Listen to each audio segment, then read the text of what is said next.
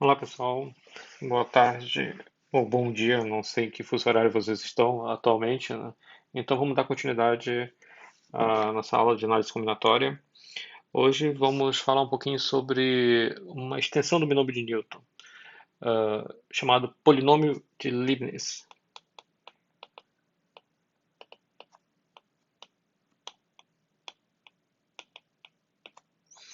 Vimos na aula 6 que o binômio de Newton era denotado pelo seguinte: você tinha um binômio, ok? E elevava à enésima potência.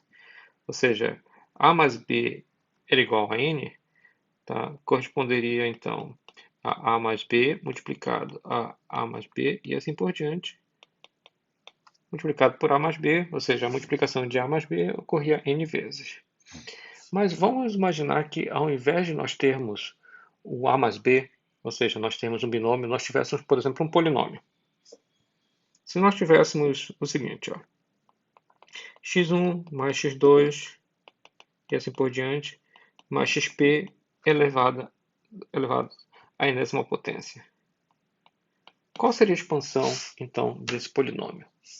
Esse polinômio que eu estou mostrando para vocês, elevado à enésima potência, corresponde ao polinômio de Leibniz. E o que nós vamos ver aqui é como expandir esse polinômio de Leibniz. Para isso, nós precisamos lembrar como é que era a expansão, então, do binômio de Newton, ou seja, A mais B elevado à enésima potência. Vimos na aula 6 que A mais B elevado à enésima potência corresponderia, então, a essa multiplicação. Sabíamos, então, o seguinte, né? Que de cada um desses binômios, ou A ou B eram escolhidos, tá? Então, por exemplo, do primeiro binômio, nós podemos escolher o A, do segundo poderíamos escolher o B, do terceiro poderíamos voltar a escolher o A, e assim por diante, até o último binômio. Isso nos dava uma multiplicação, tá, que levava a um termo com essa cara aqui, ó. A elevado a alfa, B elevado a beta. E sabíamos o seguinte, que alfa mais beta era igual à quantidade de binômios que nós tínhamos sendo multiplicados, né? Por exemplo, no primeiro binômio nós poderíamos selecionar o A. Então, nós tínhamos o expoente de A sendo igual a 1. E dos outros binômios, nós escolheríamos, por exemplo, poderíamos escolher o B. E aí, multiplicando todos os B's dos binômios restantes, nós teríamos então B elevado a N menos 1. Então, nesse caso, o meu alfa seria o 1 e meu B seria N menos 1. Nota que quando eu somar o 1 com N menos 1, isso vai me dar N, ok? A questão toda era o seguinte, ó, qual seria o coeficiente deste termo? Nós poderíamos pensar no seguinte, ó, nós temos então N binômios e nós teríamos que selecionar um desses N binômios para escolher o A, ok? Isso poderia ser feito de quantas maneiras diferentes? Combinação de N 1 a 1. Então, essa combinação de N 1 a 1 seria o coeficiente de A elevado a 1, B elevado a N menos 1. Um outro exemplo seria o seguinte, ó. Nós temos então esses N binômios sendo multiplicados, e aí uma possibilidade de multiplicações, tá, poderia nos levar, por exemplo, a A ao quadrado B elevado a N menos 2. Nesse caso, um exemplo seria assim, ó. Eu pegaria dos dois primeiros binômios o A e dos binômios restantes pegaria o B, tá? Como eu tenho N binômios sendo multiplicados, então eu poderia pegar dos dois primeiros binômios o A, isso me levaria a A ao quadrado. Os binômios que sobraram correspondem a N menos 2 binômios, ok? E desses N menos 2 binômios, eu vou pegar o B. Isso me levaria então o B elevado a N menos 2. Qual seria então o coeficiente deste termo? O coeficiente desse termo estaria associado ao seguinte, ó. De quantas maneiras conseguimos selecionar então dois binômios para extrair este a ao quadrado. Se nós temos n binômios, a quantidade de maneiras, tá, que nós podemos selecionar dois binômios dos n existentes, seria a combinação de n 2 a 2. Nota que nós focamos sempre no A, tá? Porque o que acontece, né? O B já está implícito ali. Porque é o seguinte, ó, nós podemos pensar assim, ó, eu vou selecionar dois binômios dos n existentes. A quantidade de maneiras que nós conseguimos selecionar dois binômios dos n existentes é a combinação de n 2 a 2. Sobraram quantos outros binômios para eu selecionar o B? Sobraram n menos 2. Porque eu já peguei 2, né, para selecionar o A. Então, dos n menos 2 restantes, de quantas maneiras eu consigo selecionar n menos 2 para pegar o B? Combinação de n menos 2 a n menos 2. Então, nesse caso, isso vai me dar o quê? Combinação de n menos 2 a n menos 2 vai ser igual a 1, né? E nós temos sobrando apenas combinação de n 2 a 2. Por isso que aqui nós focamos sempre na seleção dos A's, não na seleção dos B's. Se nós tivéssemos, por exemplo, o seguinte caso, vamos imaginar que ao invés de nós termos o A mais B, nós tivéssemos A mais B mais C.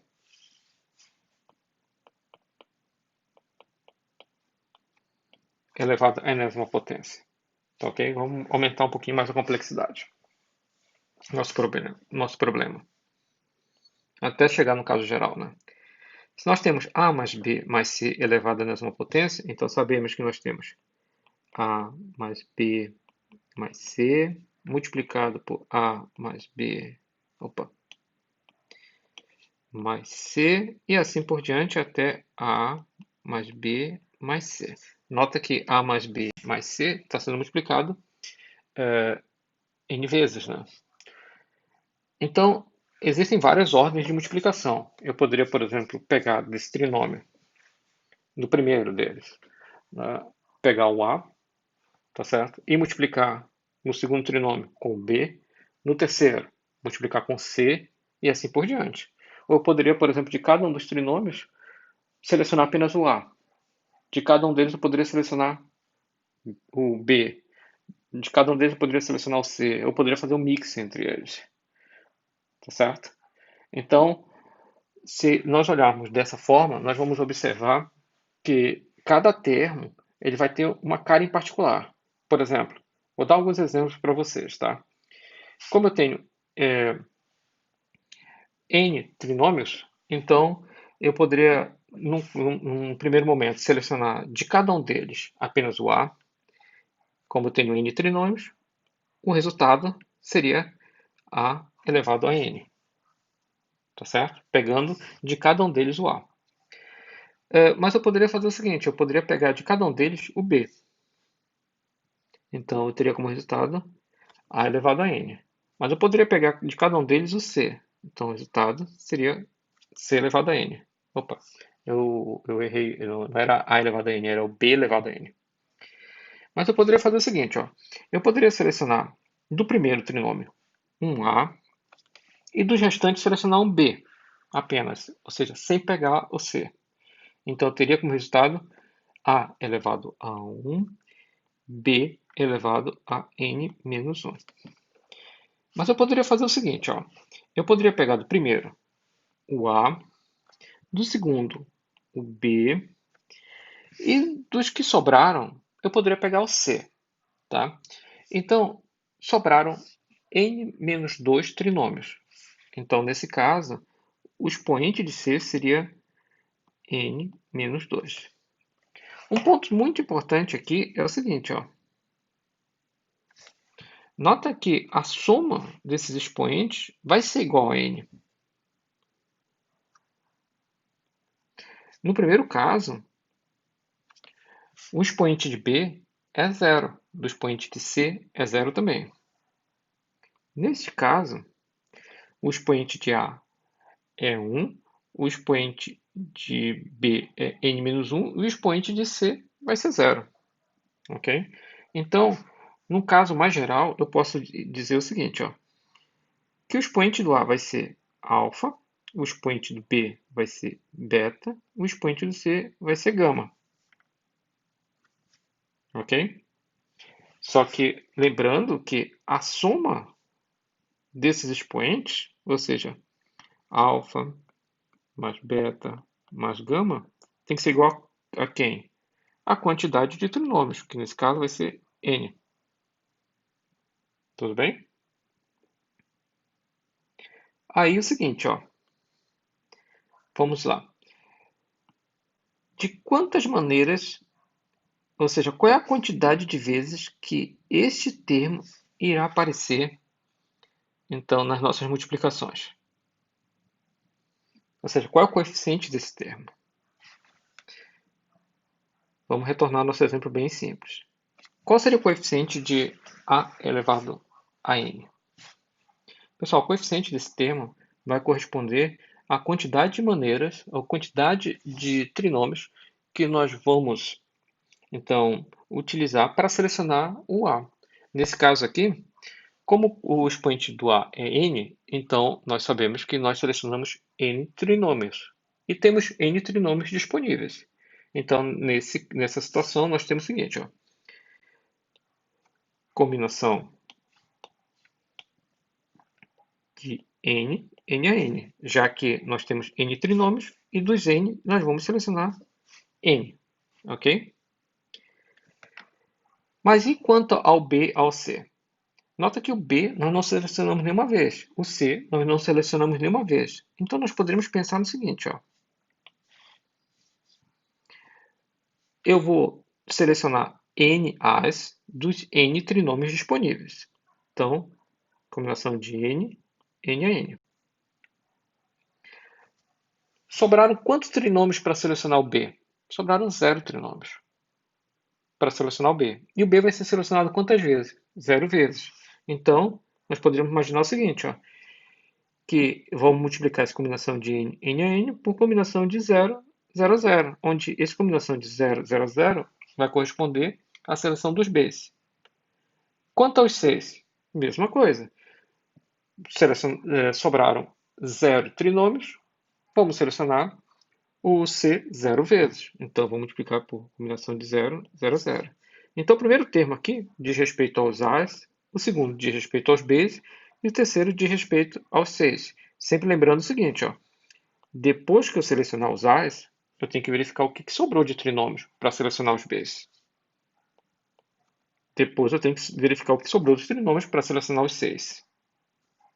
Então vamos lá. Vamos olhar para esse termo.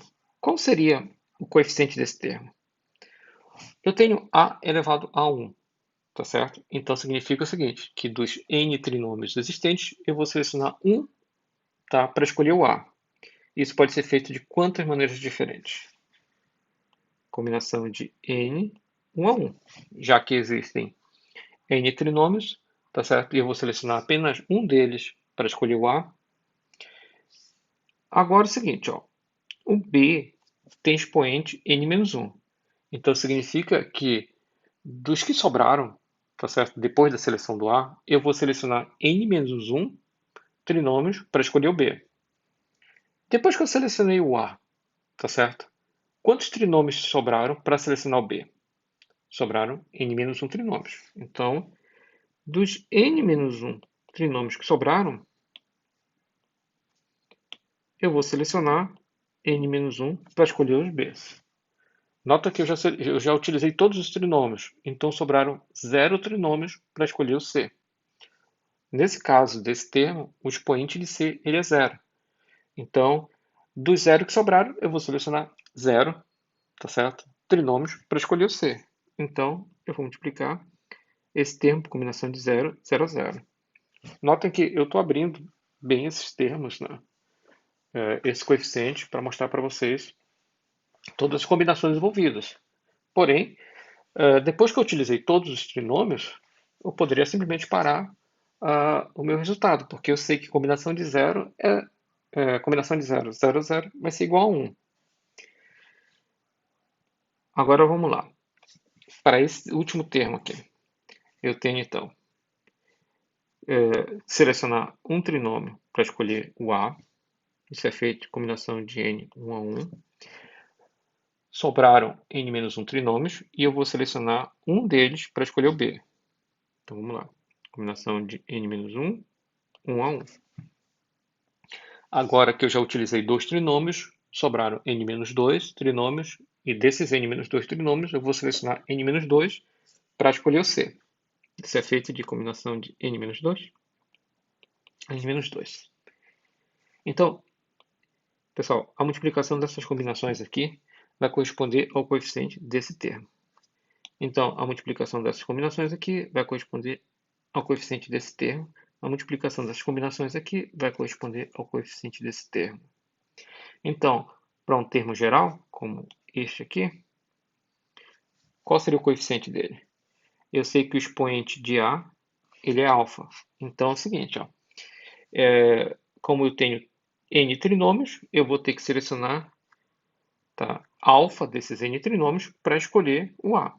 Então, isso pode ser feito de combinação de n alfa a alfa. Sobraram quantos trinômios para escolher o B? Sobraram n menos alfa trinômios. E eu vou ter que selecionar beta trinômios para escolher o B. Isso pode ser feito de combinação de n menos alfa, beta, beta.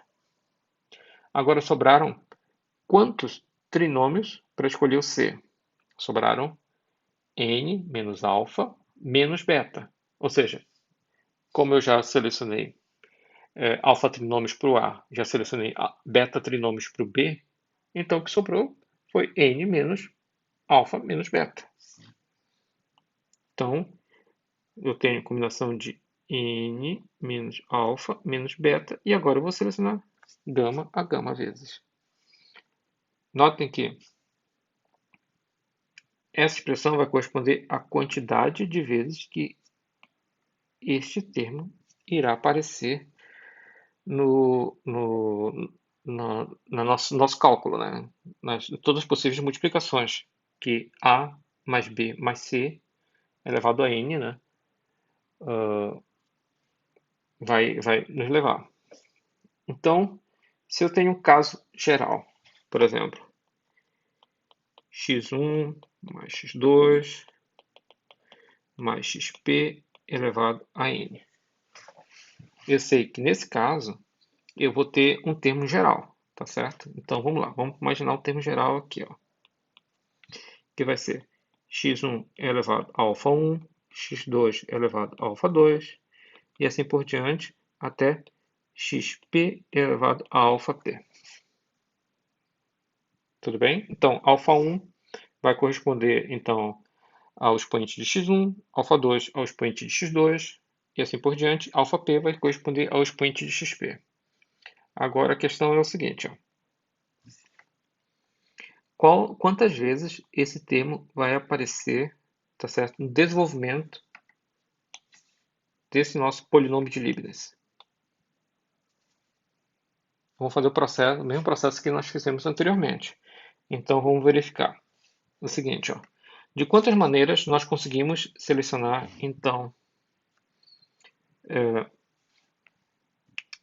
alfa 1 polinômios para selecionar o x1? De quantas maneiras vamos ter que podemos selecionar, tá certo, dos polinômios que restaram depois da seleção de x1, temos que selecionar alfa 2 desses polinômios para escolher o x2 e assim por diante. Ok? Então vamos lá. Essa expressão é uma expressão um pouquinho grande, tá? Então vamos escrever na linha de baixo. Então vamos ver. Eu tenho n polinômios. Então, desses n polinômios, eu tenho que selecionar alfa 1 desses n para escolher o x1. Isso pode ser feito dessa quantidade de maneiras. Ó. Combinação de n, alfa 1, alfa 1. Quando eu selecionei x1, sobraram n menos alfa 1 polinômios para escolher o x2.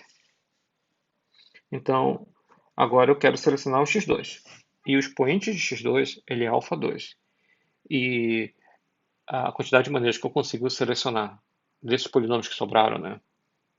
Alfa 2 polinômios para extrair o x2, isso pode ser feito de combinação de n menos alfa 1, alfa 2 vezes.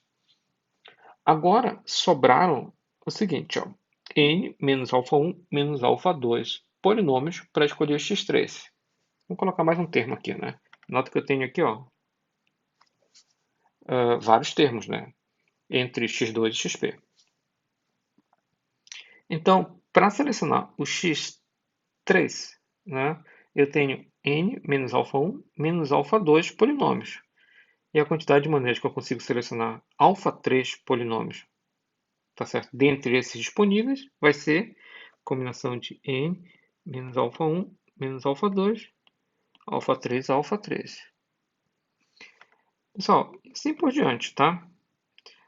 Vamos chegar nesse último termo. Nesse último termo, nós vamos ter o seguinte, ó, uma combinação de n menos alfa 1 menos alfa 2 menos alfa p menos 1, tá certo? Sempre lembrando o seguinte, se eu estou trabalhando com alfa 3, note que essa expressão aqui vai ter alfa 2. Se eu estou trabalhando com alfa 2, essa expressão aqui de baixo vai ter alfa 1. Então, como eu estou trabalhando com alfa p, essa expressão aqui de baixo vai ter a alfa p menos 1. Agora, vamos fazer o seguinte, vamos abrir essas combinações. Eu tenho na primeira combinação n fatorial dividido por n menos alfa 1 fatorial, alfa 1 fatorial vezes na segunda n menos alfa 1 fatorial dividido por n menos alfa 1 menos alfa 2 fatorial, alfa 2 fatorial multiplicado por, na terceira combinação, n menos alfa 1 menos alfa 2 fatorial dividido por n menos alfa 1 menos alfa 2 menos alfa 3 fatorial, alfa 3 fatorial, e assim por diante, até onde? Vamos pegar a última combinação. Aqui, ó, eu estou continuando minha multiplicação, né? Na última combinação eu tenho n menos alfa 1 menos alfa 2 menos alfa p menos 1 fatorial dividido por n menos alfa 1 menos alfa 2 menos alfa p menos 1 menos alfa p fatorial, alfa p fatorial. Agora, olha só que interessante, pessoal. Eu começo a fazer umas simplificações, ó. Eu consigo cortar esse n menos alfa 1 fatorial com n menos alfa 1. Eu consigo cortar esse n menos alfa 1 menos alfa 2 fatorial com esse n menos alfa 1 menos alfa 2 fatorial. Ou seja, eu consigo realizar esses múltiplos cortes, ó. E o que que nos sobra? Observe o que que nos sobra. Nos sobra esse n fatorial, sobra esse alfa 1 fatorial, esse alfa 2 fatorial, esse alfa 3 fatorial, esse alfa p fatorial. Aí você deve estar se perguntando, né? E isso aqui, sobra? Sobra também, mas olha só. Deixa eu fazer uma pergunta para vocês. Qual é o valor da soma desses alfas? Pessoal, essa soma ela tem que ser exatamente igual ao expoente do nosso polinômio de Leibniz. Ou seja, alfa 1 mais alfa 2 mais alfa 3 até alfa p tem que ser igual a n. Então, o que que nós temos aqui? Nós temos n dividido, quer dizer, subtraído, tá, de todos os alfas. Ou seja, n subtraído da soma dos alfas. Então, nós temos n menos n, que vai dar zero. Então, 0 fatorial vai ser igual a 1. Ok? Então, o que que nós temos?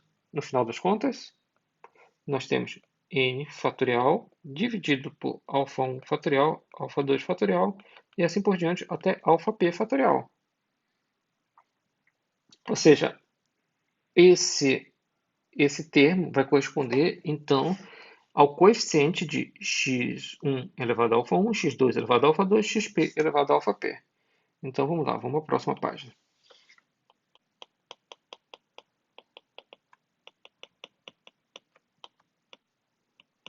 Então sabemos o seguinte, ó. Eu vou colocar aqui embaixo que a expansão de x1 mais x2 até xp elevado a n vai me gerar termos dessa natureza, onde esse termo vai ter como coeficiente n fatorial dividido por alfa 1 fatorial, alfa 2 fatorial, alfa p fatorial. Agora a questão é a seguinte, ó, que esse é o termo genérico, mas quais vão ser os termos que vão ser gerados? Vão ser todos aqueles termos onde esses alfas podem variar. Nota que esses alfas eles correspondem à quantidade de polinômios que vão ser selecionados. Então, eu posso selecionar de nenhum polinômio até n polinômios, já que o expoente do meu polinômio de Leibniz é n, tá? Então, esses alfas, eles podem variar, né, de 0 até n. Então, esse termo geral, pessoal, ele vai estar incluído dentro do somatório, onde nesse somatório eu vou somar todos os termos que têm essa característica. Deixa eu fazer o somatório um pouquinho mais para frente.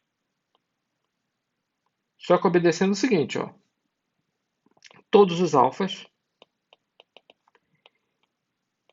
eles têm que ser maiores ou iguais a zero. E tem que obedecer na segunda restrição. A soma dos alfas tem que ser igual a n.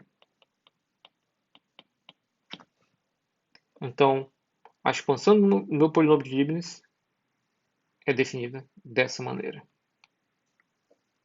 Então vamos fazer um pequeno exercício.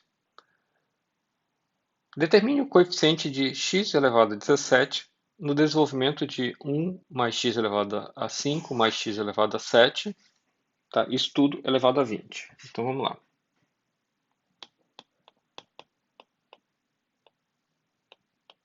Determine o coeficiente de x elevado a 17 no desenvolvimento de 1 mais x elevado a 5 mais x elevado a 7, isso tudo elevado a 20. Então, o que nós temos que fazer? Tá? Primeiro, temos que colocar essa expressão naquele nosso termo geral que nós vimos anteriormente. Ou seja, vimos que o nosso termo geral era esse aqui, né? Sabemos que x1 mais x2 até xp elevado a n era definido por esse somatório, onde era somatório de elementos que tinham essa estrutura, x1 elevado a alfa 1, x2 elevado a alfa 2, assim por diante, xp elevado a alfa p, e o coeficiente era n fatorial dividido por alfa 1 fatorial, dividido alfa 2 fatorial, alfa p fatorial. Tá certo? Obedecendo essas restrições. Então a primeira coisa que nós vamos fazer é exatamente isso. Ou seja, nós temos 1 mais x elevado a 5, mais x elevado a 7, elevado a 20. Sabemos que a expansão desse termo vai ser definida através de um somatório. No somatório nós temos 20 fatorial dividido por alfa 1 fatorial, alfa 2 fatorial, alfa 3 fatorial. Nota que cada um desses termos aqui vai corresponder para a gente a esse x1, x2, xp, e sabemos que cada um deles vai ser elevado a um determinado expoente. Ó. Alfa 1, alfa 2, e esses expoentes vão aparecer aqui embaixo, né? Ok? Então é basicamente isso que nós estamos fazendo nesse momento. Então nós temos três termos, três expoentes, certo? Então, só desfazer aqui essa marcação. E aí vamos ter, então,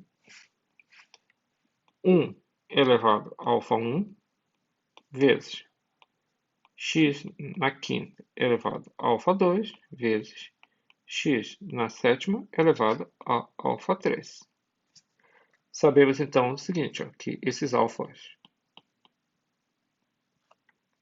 eles têm que ser maiores ou iguais a zero e a soma deles tem que ser obrigatoriamente igual a 20. Tá certo?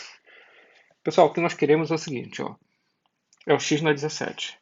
Sabemos que temos várias combinações de alfas possíveis, tá certo? Só que apenas algumas delas nos permite, então, encontrar o x na 17. Se nós pensarmos em montar uma tabelinha, tá? Imagina uma tabelinha aqui, ó. Alfa 1, alfa 2, alfa 3. Ok? E atribuirmos possíveis valores que alfa pode receber, para cada um deles nós vamos ter um termo diferente. Por exemplo, vamos imaginar o seguinte, ó, que nós tenhamos a seguinte situação. O alfa 1 ele vale 20. O alfa 2 vale 0. E o alfa 3 vale 0. Lembrando sempre que a soma desses alfas tem que ser igual a 20. Que termo nós vamos ter aqui obtido? Para essa sequência de valores, nós vamos ter o seguinte, ó, 20 fatorial dividido por 20 fatorial, 0 fatorial, 0 fatorial, vezes 1 elevado a 20, vezes x na quinta elevado a 0, vezes x na sétima elevado a 0. Sempre lembrando o seguinte, que esse aqui é nosso termo genérico. Ou seja, para cada conjunto de valores de alfa, nós vamos ter um termo, tá? Diferente. E aí, nós vamos ter que pegar esses termos diferentes, tá? Para todas as possíveis combinações desses alfas, e nós vamos ter que somá-los. Por isso que essa expressão é definida da forma desse somatório. Então, aqui, para essa sequência de valores, o que nós obtemos? Pessoal, 20 fatorial dividido por 20 fatorial vai nos dar quanto? Vai nos dar 1. 1 elevado a 20 vai ser 1. X elevado a 5 elevado a 0 vai ser quanto? 1. X elevado a 7 elevado a 0 vai ser igual a quanto? 1 também. Então, esse termo que nós vamos obter com essa sequência de valores vai ser exatamente igual a 1. Ok? Notem que eu poderia ter o seguinte. Eu poderia ter, então, uma outra sequência de valores que me levaria também a um outro termo. Vamos imaginar o seguinte, ó. Alfa 2 valendo 1, alfa 3 valendo 1 e alfa 1 valendo quanto? 18, porque a soma dos alfas tem que ser igual a 20. Então, nós teríamos como termo 20 fatorial dividido por 18 fatorial, 1 fatorial, 1 fatorial, vezes 1 elevado a 18, vezes x elevado a 5 elevado a 1, vezes x elevado a 7 elevado a 1, que nos daria quanto? 20 fatorial dividido por 18 fatorial vai dar 20 vezes 19, tá certo?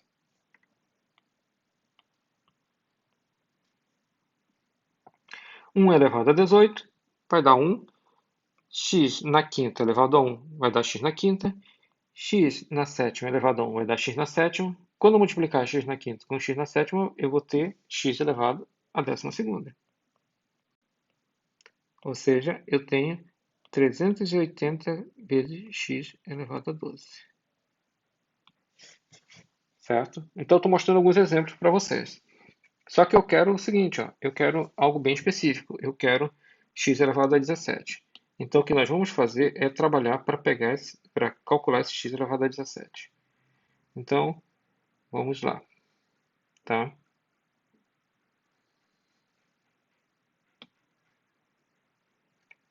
Então, como eu posso obter x elevado a 17? Uma das maneiras seria o seguinte, ó.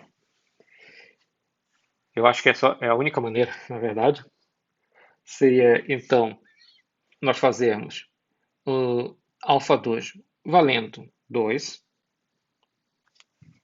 alfa 1 valendo 1, porque se alfa 2 valer 2, eu tenho x na quinta ao quadrado, elevado ao quadrado, x na sétima elevado a 1, aí eu vou ter, tá, x elevado a 10 multiplicado por x elevado a 7, que vai me dar o x elevado a 17. Então, esse é um valor para nós permitido.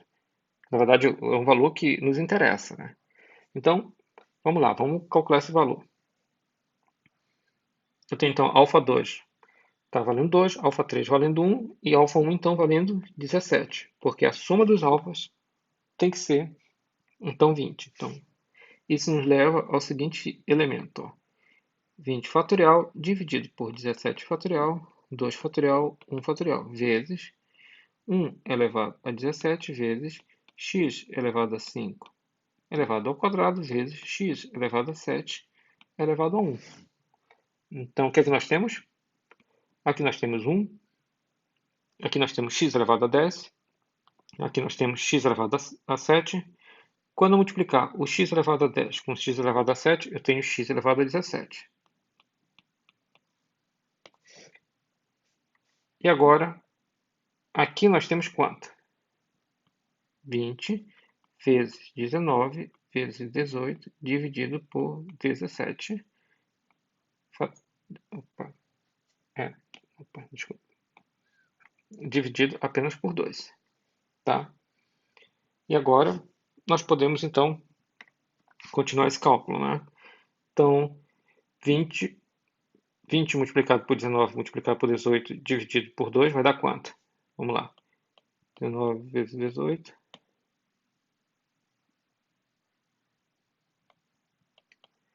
Aqui.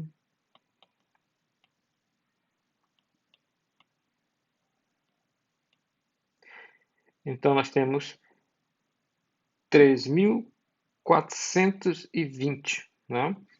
Porque 20 dividido por 2 vai dar 10. E aí 19 vezes 18 vai dar 342. Então, como resultado, nós temos 3.420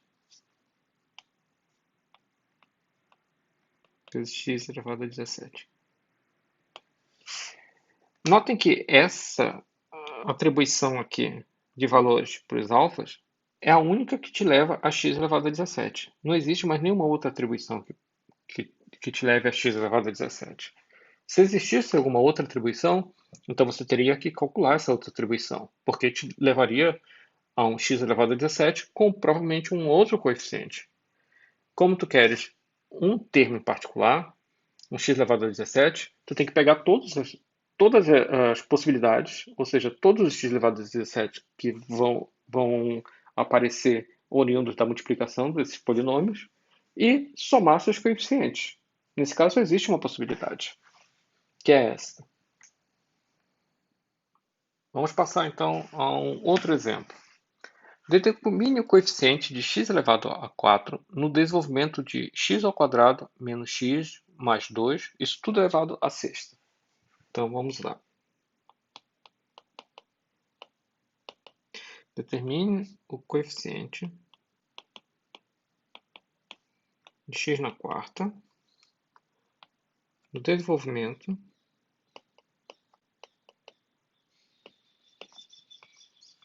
de x ao quadrado menos x mais 2 elevado à sexta.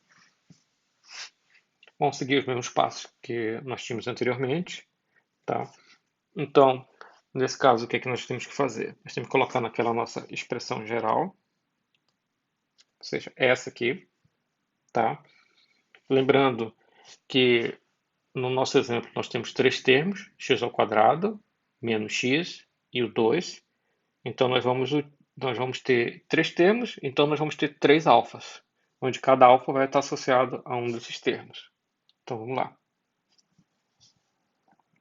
X ao quadrado menos x mais 2 na sexta, tá? Vai nos gerar então um somatório de 6 fatorial dividido por alfa 1 fatorial, alfa 2 fatorial, alfa 3 fatorial, vezes x ao quadrado elevado a alfa 1 menos x elevado a alfa 2 e 2 elevado a alfa 3. Sabendo que esses alfas, eles são maiores ou iguais a zero, e a soma deles vai ter que ser igual a 6. Então, vamos montar aquela nossa tabelinha, né? Então, vamos lá. Alfa 1, alfa 2, alfa 3.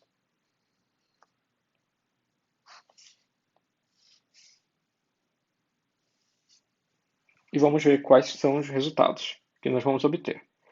Então, primeiro caso poderíamos considerar como sendo o seguinte, ó. Vamos considerar então o alfa 1, tá? Valendo zero, né? Se o alfa 1 vale zero, tá? Existe alguma maneira de nós obtermos o x elevado à quarta, atribuindo valores específicos a alfa 2 ou alfa 3? Sim, né? Se o alfa 1 vale zero, olha só, sempre focando aqui, né? Se o alfa 1 vale zero, nós podemos então atribuir 4 alfa 2. Isso vai te levar a x na quarta, que é o que nos interessa. Como eu já atribuí 0 alfa 1, já atribuí 4 alfa 2, o alfa 3 naturalmente vai ter que receber 2. Agora, que termo isso nos leva? Nos leva ao seguinte, ó. 6 fatorial dividido por 4 fatorial, 2 fatorial, 0 fatorial, vezes x ao quadrado elevado a zero, tá ok? Menos x elevado a 4 e 2 elevado a 2. Certo?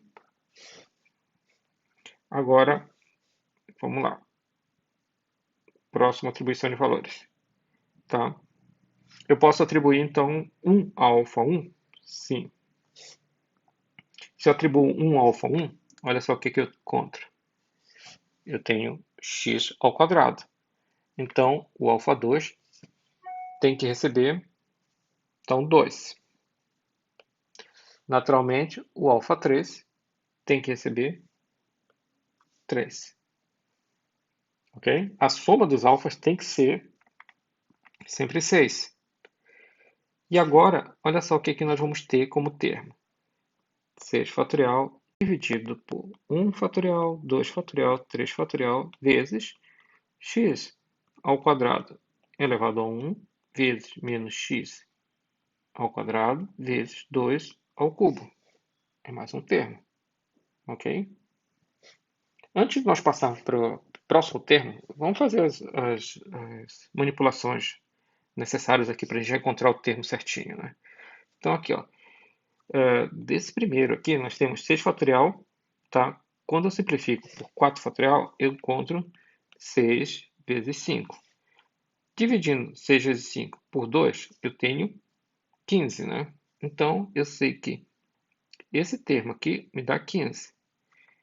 Multiplicando por 2 ao quadrado, que é 4, eu tenho 60. Então, eu tenho o seguinte, nesse termo aqui, 60 vezes x na quarta. Lembrando sempre aqui, ó, que é menos x na quarta, ou seja, esse termo é positivo. Ok? Agora vamos passar para o termo de baixo. Eu tenho então aqui, ó, 6 fatorial. Quanto é 6 fatorial? Tá? 6 fatorial ele pode ser visto como sendo 6 vezes 5 fatorial. Eu fiz essa separação porque aqui embaixo eu tenho 3 fatorial, que é 6. Então eu posso fazer essa simplificação e eu sei que no numerador eu vou ter 5 fatorial. Pessoal, 5 fatorial, tá? Ele é quanto? 120. 120 dividido por 2 vai dar 60, ok? Então, essa minha expressão aqui, ela é 60.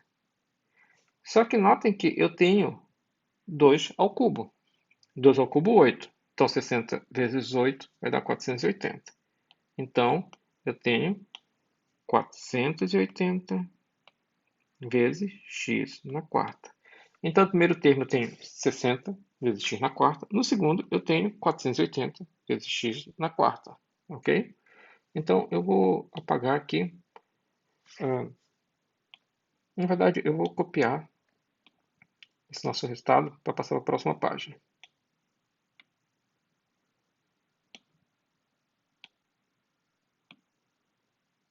Vamos continuar então. Tá? Já temos dois resultados intermediários. Tem que pegar a expressão também. Vamos pegar a nossa expressão aqui, né? Existe mais alguma atribuição de valores, tá? Que nos leve a x na quarta? Aqui.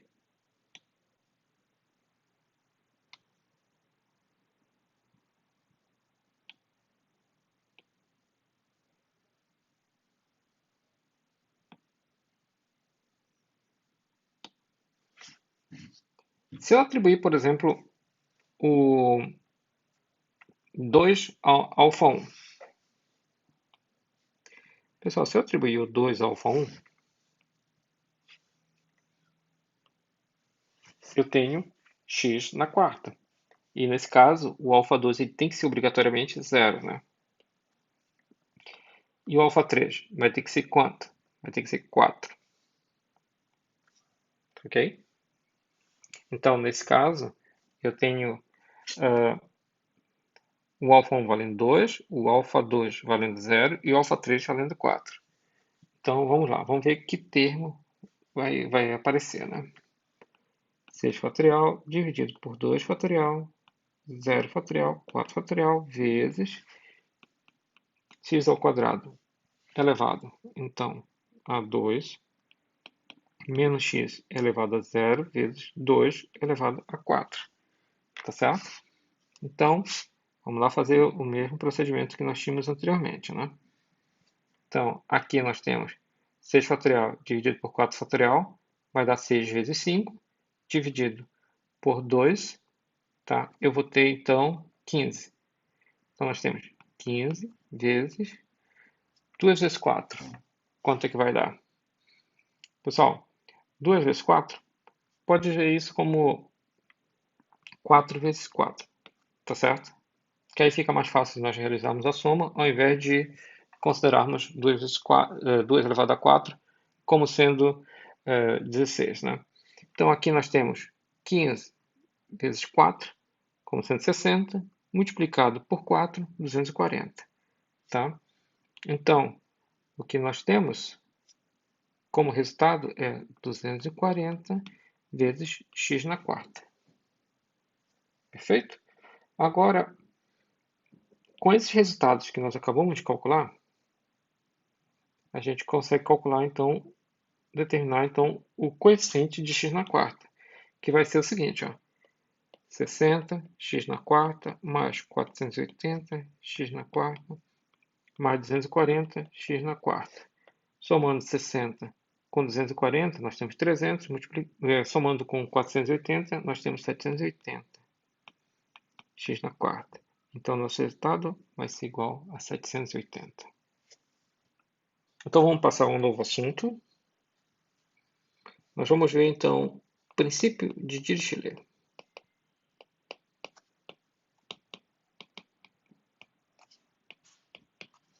Que também é chamado de princípio das gavetas de Dirichlet ou princípio da casa dos pombos. Esse princípio é um princípio muito simples, tá? Mas ele é muito importante e muito poderoso, porque ele permite demonstrar que um problema possui ou não solução, por exemplo, dado determinados critérios. E ele é muito simples porque ele envolve a manipulação de gavetas e de bolinhas, por exemplo, onde você vai ter que distribuir as bolinhas nas gavetas de forma a provar que, por exemplo, cada gaveta, ela ou existe pelo menos uma gaveta que vai possuir pelo menos duas bolinhas. Então, nesse caso, nós vamos estar considerando que existem N objetos, no nosso princípio, e existem N-1 gavetas. E nós vamos ter que mostrar, então, que pelo menos uma das gavetas irá conter mais de um objeto. Então, a ideia é bem simples, né? O que que você vai fazer? Você vai pegar cada um desses objetos e você vai distribuir em cada uma das gavetas. Então, como você tem n-1 gavetas, tá? Cada gaveta recebendo uma bolinha, quando a enésima menos 1 gaveta for associada a uma bolinha, nós já teremos então todas as gavetas ocupadas por uma bolinha e já teremos utilizado n-1 bolinha. A enésima bolinha vai ter que estar vinculada a uma gaveta que já possui uma bolinha, está definida anteriormente. Então, nesse caso, nós vemos que existe pelo menos uma gaveta com mais de uma bolinha. Tá? Vamos mostrar a aplicação, o uso desse princípio em alguns problemas. Vou mostrar, por exemplo, que, dado um conjunto com 13 pessoas, pelo menos duas delas aniversariam no mesmo mês. Acredito que o grande problema da utilização do princípio de Dirichlet seja fazer essa associação correta, né? Das bolinhas com algum aspecto do teu problema e das gavetas com outro aspecto do teu problema.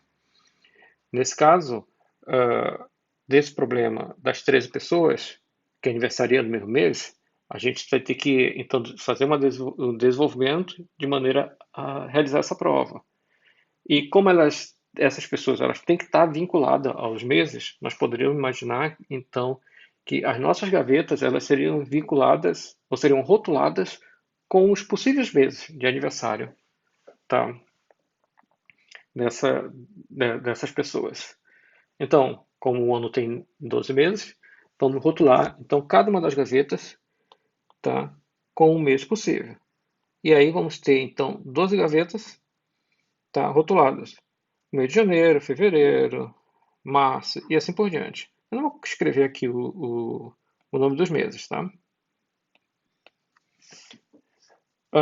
E agora nós vamos ter que pegar essas 13 pessoas, vamos ter que distribuir essas 13 pessoas nessas 12 gavetas, tá?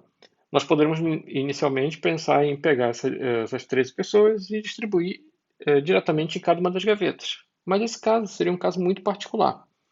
Então nós vamos pensar num outro tipo de solução, onde nós vamos associar cada pessoa a uma gaveta diferente. Ou seja, nós vamos estar basicamente forçando uma situação inválida. Então, se nós pegarmos cada pessoa e associarmos a uma gaveta diferente, o que que vai acontecer? Quando nós estivermos associando uma pessoa à última gaveta, à 12ª gaveta, nós já teremos vinculado, nesse momento, né,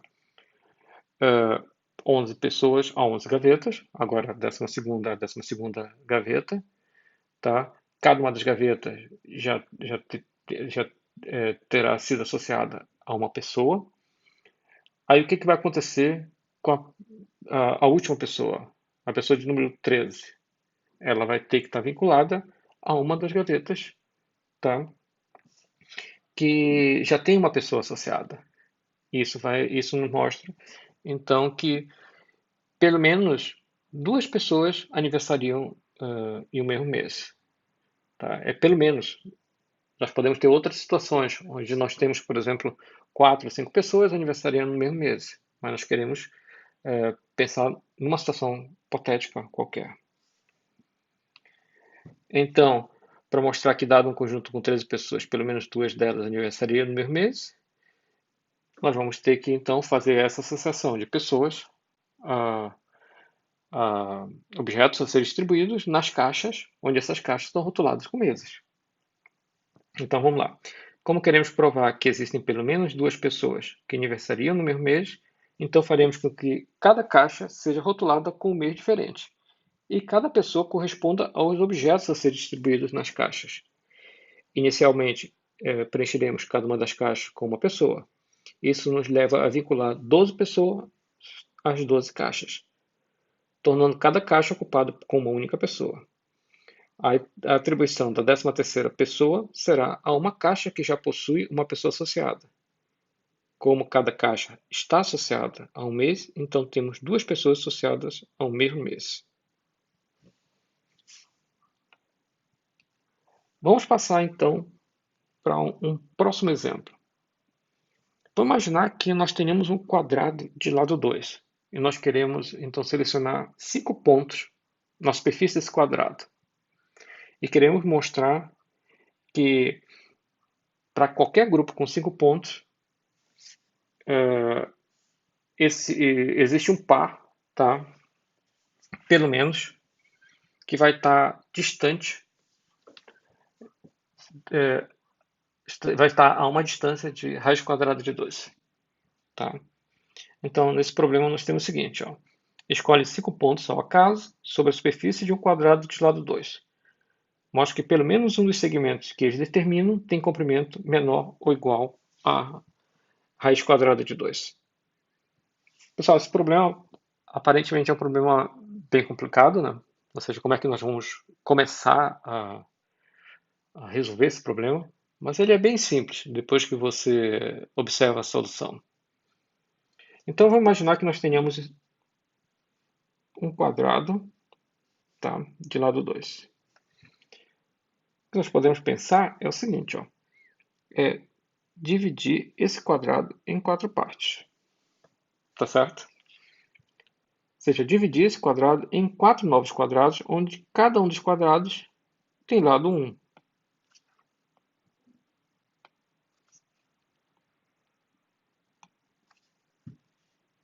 Tudo bem?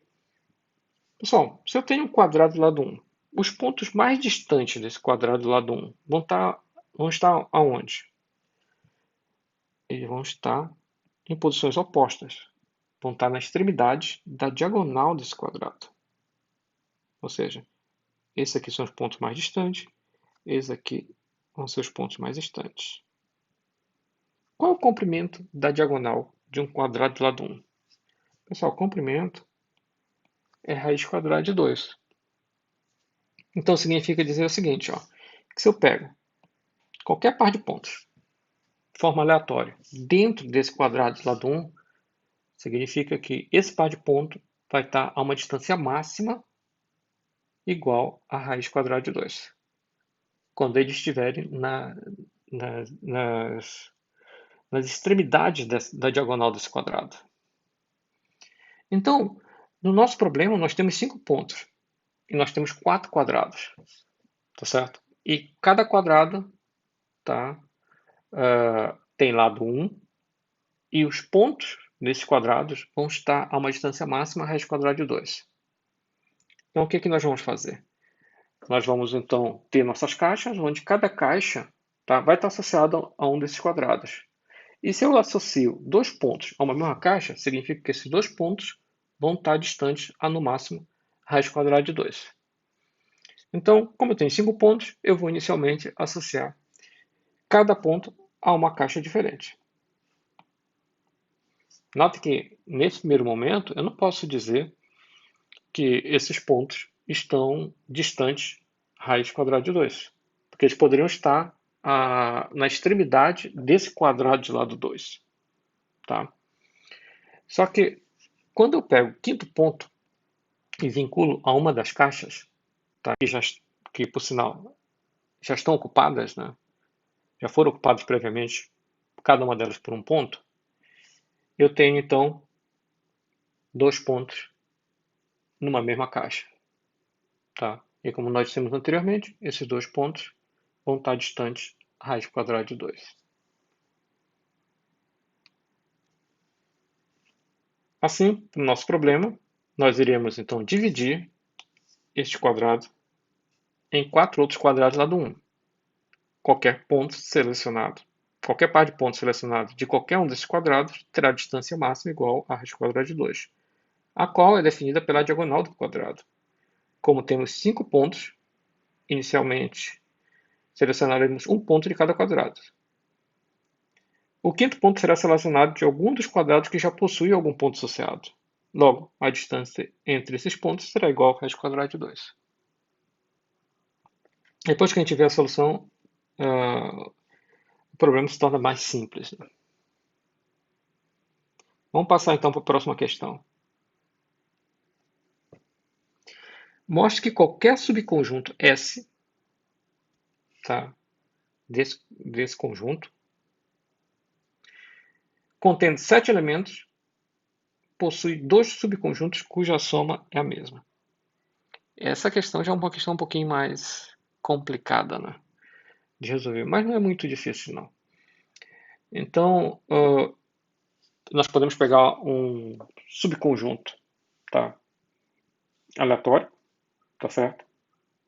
E aí, dado subconjunto aleatório, nós temos que mostrar que existem 2 subconjuntos desse subconjunto que possuem a mesma soma. Então, nota que o foco, novamente, é em somas, e nós vamos estar atribuindo subconjuntos a essas somas. A questão é a seguinte, ó. Qual é a maior soma possível que nós podemos ter? Tá? Se nós considerarmos todos os subconjuntos de 7 elementos, porque nós vamos focar nossa atenção para subconjuntos de 7 elementos. Né? Se nós pegarmos, por exemplo, um subconjunto de 7 elementos com os 7 menores valores, vamos ter uma soma possível. E se nós pegarmos o subconjunto com os 7 maiores valores? Por exemplo, nós pegarmos esse subconjunto,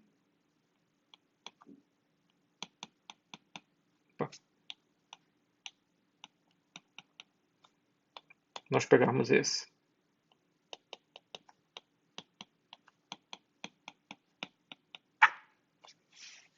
Tá? Cada um deles vai me levar a uma soma. Perfeito? Nota que eu estou pegando os 7 menores e os 7 maiores, mas eu poderia ter um mix entre eles. E o mix entre eles vai estar, a soma desses elementos vai estar entre a soma dos menores e a soma dos maiores.